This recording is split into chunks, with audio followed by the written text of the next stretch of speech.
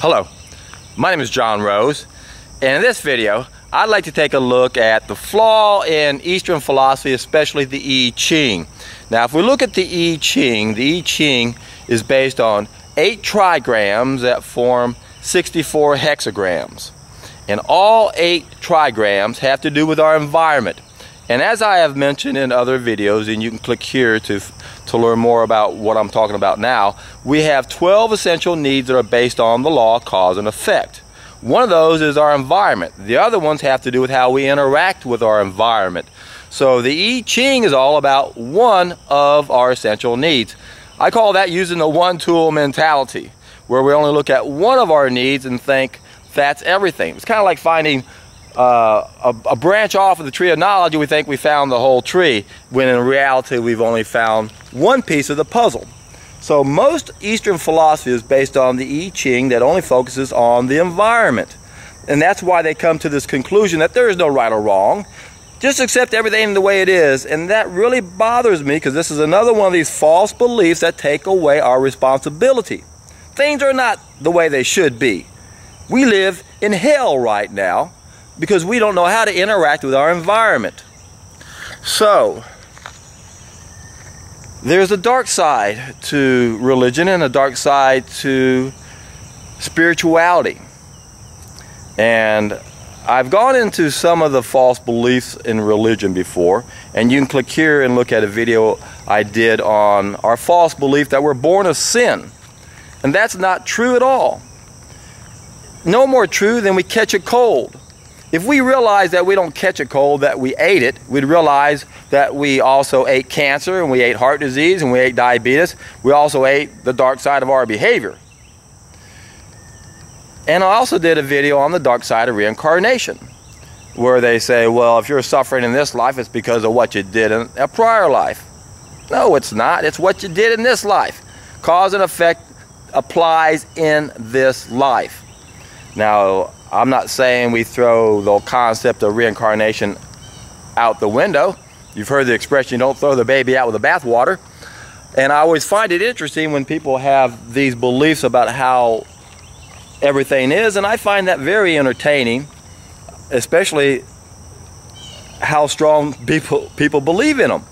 And I'm not against any of those belief systems as long as it doesn't take away our responsibility. So what we want to do is we want to question everything that takes away our responsibility. If someone tells you you are born of sin, that's taking away your responsibility, because we create the dark side of our behavior. If someone tells you there is no right or wrong, accept things the way they are, that's taking away your responsibility, because we create the hell we live in now. And that's my mission in life, is to help us understand that we have to take responsibility, that we reap what we sow in this lifetime. This isn't about the life before and the life after. It's about here and now. And I know the older we get, the more we fear death, and we like to have some sort of understanding that we're going to go to a better place. Well, I can guarantee you, we're going to go to a better place. God is not an ogre. He's not going to torture anybody because you didn't believe somebody existed and you worship that person. And I know that challenges a lot of people's belief system, and I'm sure I probably offended quite a few people right there.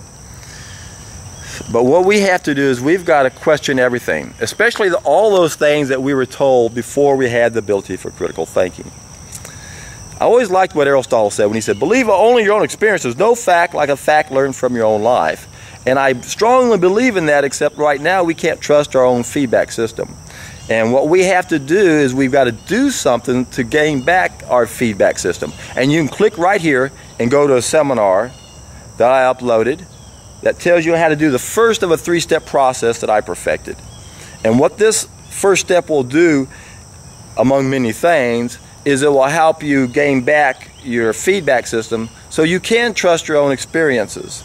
And then as far as what happens after this life, trust me, my friends, no one's going to burn in hell forever because they didn't believe a certain belief system. As far as being reincarnated, I've always enjoyed that idea and entertained it, and I wish I really knew those answers. But I'm not afraid to walk the fence on many issues. And if I find information that makes me fall on one side, I'm not afraid to hop the fence and go back on the other side if I find better information. And I think we all need to be open, but also skeptical at the same time. And the problem that we have right now, at least for most of us, is that we really can't trust our own experiences. So once again, the best thing we can do is correct some basic mistakes. And it's so hard to do that, I've created a protocol that allows us to do this that makes it much more willing. So click here and do the first of my 3-step process. And I can guarantee you, my friends, when you do it, you're in for a treat.